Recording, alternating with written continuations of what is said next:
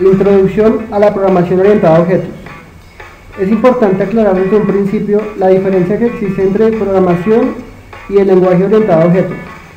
La programación orientada a objetos es una filosofía, un modelo de programación, con su teoría y su metodología, que conviene conocer y estudiar antes de nada.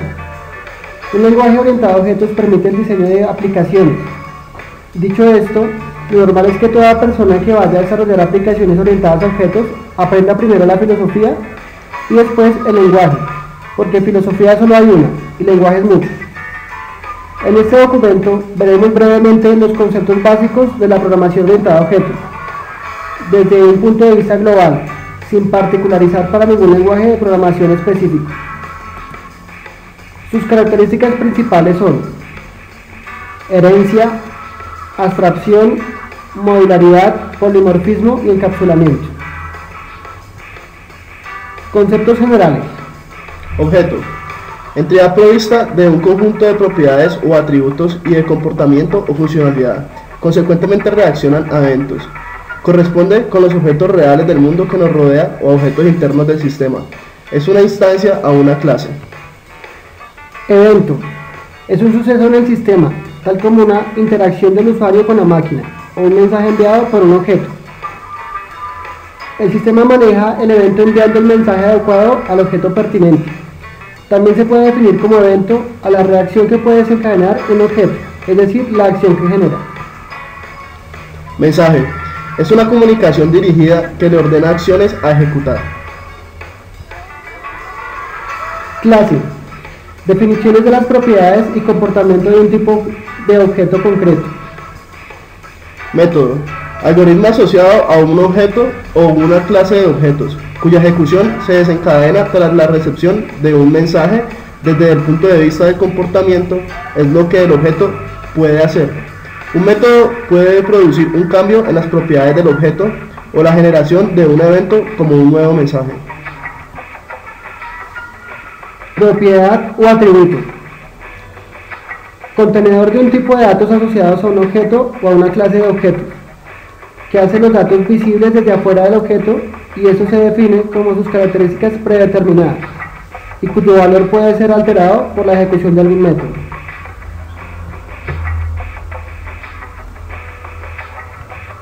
Un constructor es un método perteneciente a la clase que posee unas características especiales.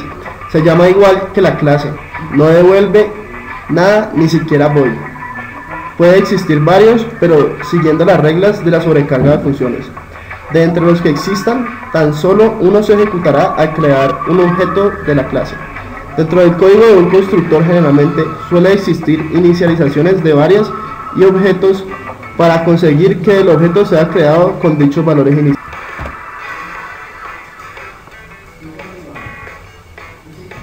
Modificadores de acceso. Public: la clase puede ser usada por cualquier programa de Java sin restricción. Private: una clase no puede ser private al menos que sea anidada. Para los métodos y variables pueden ser solo usados dentro de la clase que los define. Default: solo accesible por clases del mismo paquete. Protect: solo aplica para métodos y variables, indica que estos componentes están disponibles para las subclases de la clase. Se usa para clases que están en diferentes paquetes. A continuación veremos herencia. Herencia en Java.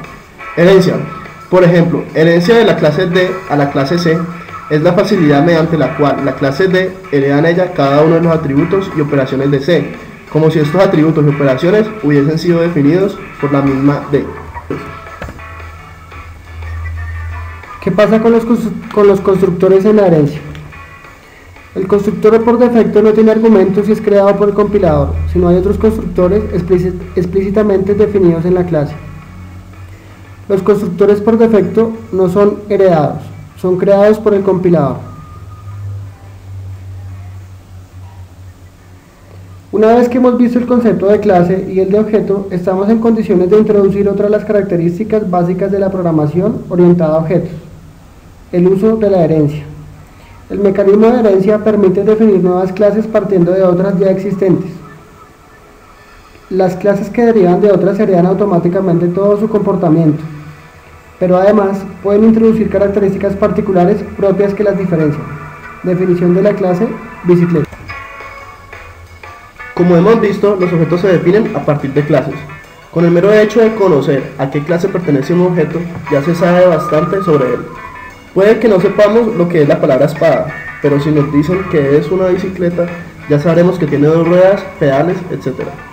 La programación orientada a objetos va más allá, permitiéndonos definir clase a partir de otras clases ya construidas.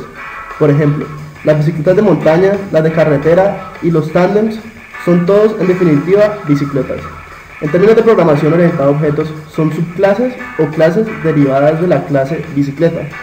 Análogamente, la clase bicicleta es la clase base o superclase de las bicicletas de montaña, las de carretera y los tándems. Cada subclase hereda los estados de la superclase de la cual deriva. Las bicicletas de montaña, las de carretera y los tándems comparten algunos estados, cadencia, velocidad, etc. Además, cada subclase hereda los métodos de su superclase. La herencia de la programación orientada a objetos. Las bicicletas de montaña, las de carretera y los tándems comparten algunos comportamientos: frenar y cambiar la cadencia de pedaleo, por ejemplo.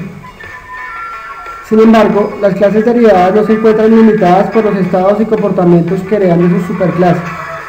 Muy al contrario, estas subclases pueden añadir variables y métodos a aquellas que han heredado. Los tándems tienen 2 asientos y 2 manillares.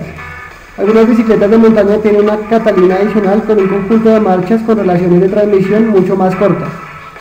Las clases derivadas pueden incluso sobreescribir los métodos heredados y proporcionar implementaciones más especializadas para estos métodos.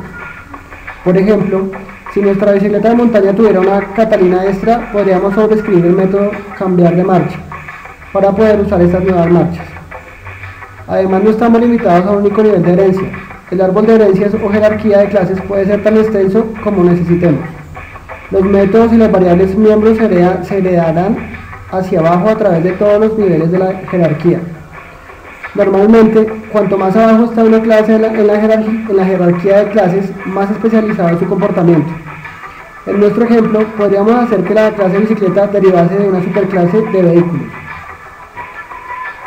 La herencia es una herramienta clave para abordar la resolución de un problema de forma organizada, pues permite definir una relación jerárquica entre todos los conceptos que se están manejando. Es posible emplear esta técnica para descomponer un problema de cierta magnitud de un conjunto de problemas subordinados a él. La resolución del problema original se consigue cuando se han resuelto para cada uno de los problemas subordinados que a su vez pueden contener otros. Por consiguiente, la capacidad de descomponer un problema o concepto en un conjunto de objetos relacionados entre sí, cuyo comportamiento es fácilmente identificable, puede ser extraordinariamente útil para el desarrollo de programas informáticos.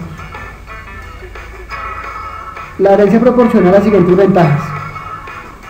Las clases derivadas o subclases proporcionan comportamientos especializados a partir de los elementos comunes que hereda de la clase base. A través del mecanismo de herencia, los programadores pueden reutilizar el código de la superclase tantas veces como sea necesario. Los programadores pueden implementar las llamadas superclases abstractas que definen comportamientos genéricos. Las clases abstractas definen e implementan parcialmente comportamientos, pero gran parte de estos comportamientos no se definen ni se implementan totalmente. De esta forma, otros programadores pueden hacer uso de estas superclases, detallando esos comportamientos con subclases especializadas. El propósito de una clase abstracta es servir de modelo base para la creación de otras clases derivadas, pero cuya implementación depende de las características particulares de cada una de ellas. Un ejemplo de clase abstracta podría ser, en nuestro caso, clase vehículos. Esta clase sería una clase base genérica, a partir de la cual podríamos ir creando todo tipo de clases derivadas. Bibliografía: wikipedia.org, www.mysmail.com.